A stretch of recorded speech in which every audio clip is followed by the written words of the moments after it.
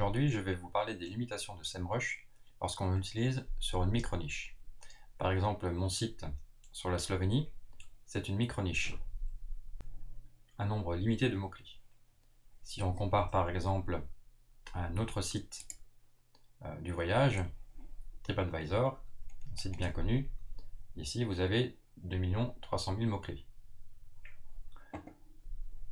Une autre niche d'un collègue qui lui travaille sur les États-Unis, qui est un pays bien plus grand que la Slovénie, il a 5000 mots-clés, ce qui est une niche, mais ça reste quand même bien au-dessus de mes 800 mots-clés.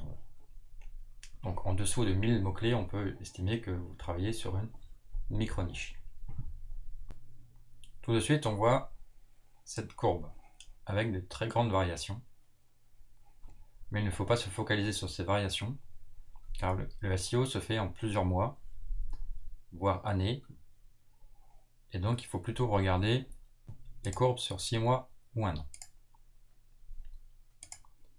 Alors qu'est-ce qui peut expliquer ces variations? Déjà, si on regarde en détail, on voit que 2 mots-clés, Slovénie avec et sans accent, trust 85% du trafic. Donc dès qu'il y a une petite modification de positionnement sur ces mots-clés, d'ailleurs on voit qu'ici j'ai gagné une place il y a 2 heures, donc logiquement cette courbe va encore monter. La courbe peut très vite monter et descendre, comme on voit ici. Alors comment expliquer de telles variations? La Slovénie, depuis quelque temps, est sous les feux de l'actualité. On le voit ici sur Google Trends. On voit les nombres de recherches de ce mot-clé Slovénie. Pour 2 raisons. La première raison est le championnat du monde de handball où la Slovénie a joué contre la France et l'élection de Trump dont sa femme est slovène. Donc de nombreux sites ont parlé de Slovénie, que ce soit pour le sport, pour l'actualité, voire les sites People, car sa femme est une ancienne mannequin. Or, la plupart de ces internautes n'étaient pas intéressés par un blog de voyage, du coup n'ont pas été sur mon site. Du coup, de nombreux sites parlaient de la Slovénie.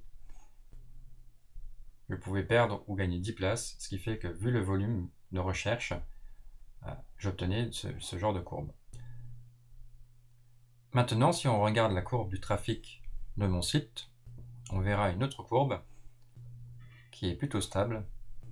Alors comment expliquer cette différence entre ces deux courbes? La première, c'est ici, une partie non négligeable de mes visiteurs ne sont pas francophones. En effet, une partie de mon site est en anglais. Tous ces visiteurs non francophones ne sont pas traqués par Google France. Car ici, je me suis focalisé sur le Google français.